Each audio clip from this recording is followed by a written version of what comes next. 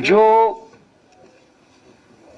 घटनाक्रम चल रहा है और कोडीन को लेकर के बहुत महत्वपूर्ण बातें सरकार छिपा रही है, और एक इसके हम टाइमलाइन देखें और फॉलो अप करें स्टोरी, जो स्टोरी को अगर हम फॉलो अप करेंगे, आवाज एक ये वाला बंद कर देना आप, अच्छा ठीक है, अगर हम स्टोरी को फॉलो अप करें, उत्तर प्रदेश में एक ट्रक के पकड़े जाने से कफ सिरप के अंतर्राष्ट्रीय रैकेट का कैसे पता चला। उत्तर प्रदेश में एक ट्रक के पकड़े जाने से कफ सिरप के अंतर्राष्ट्रीय रैकेट का कैसे पता चला। यूपी 3.5 करोड़ का कफ सिरप पकड़ा गया, बांग्लादेश से चूने के बोरे के आड़ में 4 ट्रकों से लाया जा रहा था। 36 जिलों में 118 से अधिक एफआईआर। यूपी में कफ सिरप का काला कारोबार, पढ़े इस कांड की पूरी कहानी। कोडीन सिरप माफिया कौन? 5 तरह के फर्जी फर्म, पूर्वी यूपी एवं बांग्लादेश, हब और नेक्सस।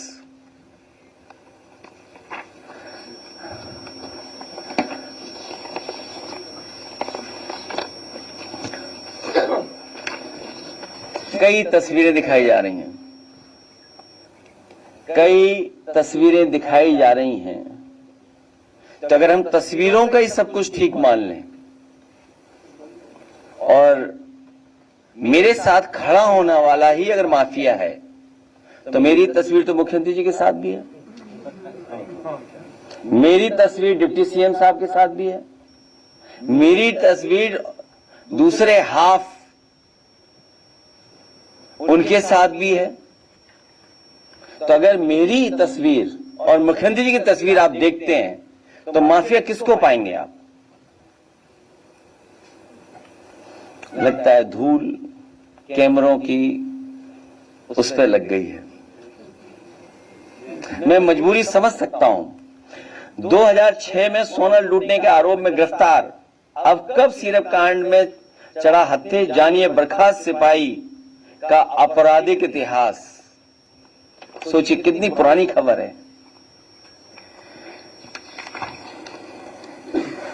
यही कसूर रहा इनका, दिखाने को औरों के बच्चे गोद में खिलाते रहे, पर पैसों के लालच में बच्चों की जान दांव पर लगाते रहे। यही कसूर रहा इनका, ये अपनों को हर हाल में बचाते रहे, उनके गुनाह छिपाते रहे। जब खुलने लगा राज इनका, तो औरों पर इल्जाम लगाते रहे। यही कसूर रहा इनका, पहनकर लिबास शराफत का लोगों के एतवार में सेंध लगाते रहे, गिराकर औरों के घर मकान दुकान अपना गोरख धंधा चलाते रहे।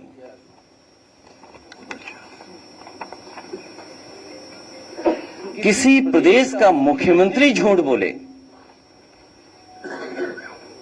और उसके साथ खड़े हुए जो पसंद नहीं कर सकते मुख्यमंत्री को, वो झूठ बोले, तो कल्पना कर सकते हैं कि प्रधानमंत्री के क्षेत्र में इतना बड़ा रैकेट चल रहा हो।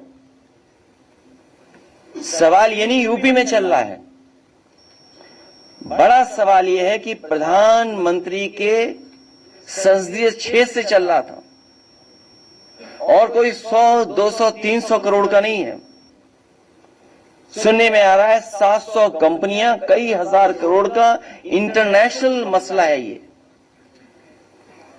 जब ये खुद फंसने लगे, तो एक आध तस्वीर जो दिखा करके ये बता रहे हैं कि समाजवादी पार्टी के, तो मैं समाजवादी पार्टी की तरफ से मांग करता हूं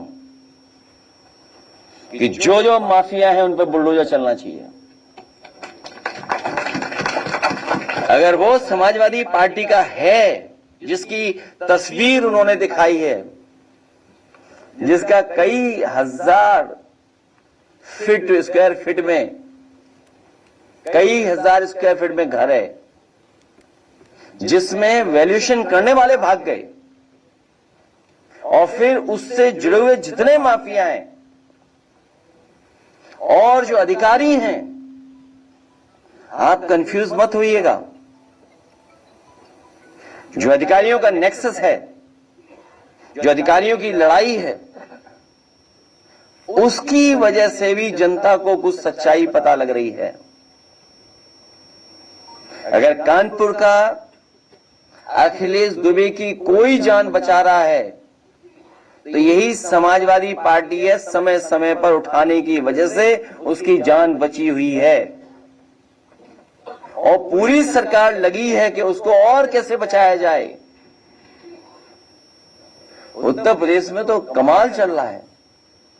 इसलिए हमारी समाजवादी पार्टी की तरफ से मांग है और हमारी तरफ से मांग है कि जिनको आप समाजवादी पार्टी का बता रहे हैं, कालीन भैया, कोडीन भैया, जितने लोग हैं, उन सब पे बुलडोजर चलना चाहिए।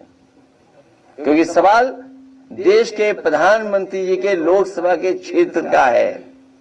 वहां से ये नेटवर्क चल रहा था। उसमें जितने लोग शामिल हैं, हजारों करोड़ का जिन्होंने खेल किया है, उन सब पे बुलडोजर चलना चाहिए। लीडर ऑपोजिशन भी यही मांग करेंगे।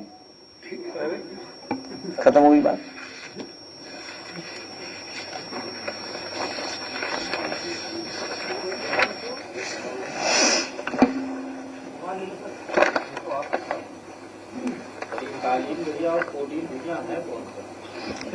ये सरकार बेहतर बताएगी। जो लोग इनमें शामिल हैं वो कोडीन भैया हैं। सब बड़ी लंबी सूची है। जब 36 जिलों में 118 एफआईआर हुई हैं तो उसमें 128 हो गई, तो उसमें कोडीन भैया ही हैं सब 128 जो हुई हैं। और आप सोचिए, अमिताभ ठाकुर आईपीएस, अगर वो कुछ बात कहना चाहते हैं, प्रेस से अपनी बात पहुंचाना चाहते हैं, तो आवाज दबाने के लिए सीटी बजा रही है पुलिस। पूरी पुलिस सीटी बजा रही है कि आवाज न पहुंच जाए। और दूसरा, दीपक यादव पूर्व विधायक कुछ हजार का फर्जी दिखा करके उसे जेल भेज दिया। अमिताभ ठाकुर पे कितने वर्षों पुराना निकाला केस, कितना पुराना। इसी तरह याद होगा रमाकांत यादव पर कितने साल पुराना केस निकाला। आदमी मोहम्मद आजम साहब की बात नहीं कर रहा हूं मैं अभी। कितने झूठे मुकदमे लगे। तो आप सोचिए क्या हो रहा है।